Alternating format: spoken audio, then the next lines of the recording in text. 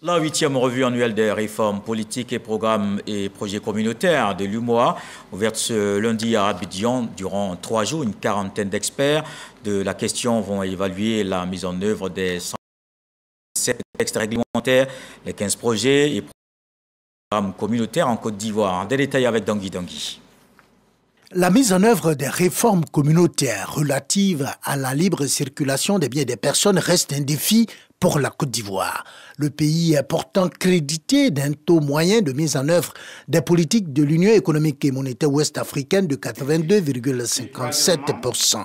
Les informations révélées par les experts de la question réunis à Abidjan dans le cadre de la 8e revue annuelle des réformes politiques, programmes et projets communautaires de l'UMOA. Nous allons regarder en particulier ici le domaine de la libre circulation, donc des différentes professions libérales, les médecins, donc les chirurgiens dentistes, les docteurs vétérinaires, mais également d'autres textes donc sur la gouvernance économique.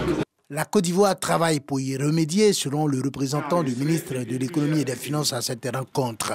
D'autant plus que l'intégration sous-régionale entraîne des opportunités économiques, a-t-il ajouté. Quand on prend la Côte d'Ivoire, vous savez que la population ivoirienne, d'après le dernier recensement, nous situe autour de 29 millions d'habitants. Et ce qui signifie que le marché national pour les consommateurs, c'est à peu près 29 millions d'habitants. Mais là-dedans, vous avez une population qui est très jeune, c'est-à-dire une bonne partie de la population qui ne sont pas encore des travailleurs. Donc vous voyez que la population capable d'acheter les produits est encore davantage limitée.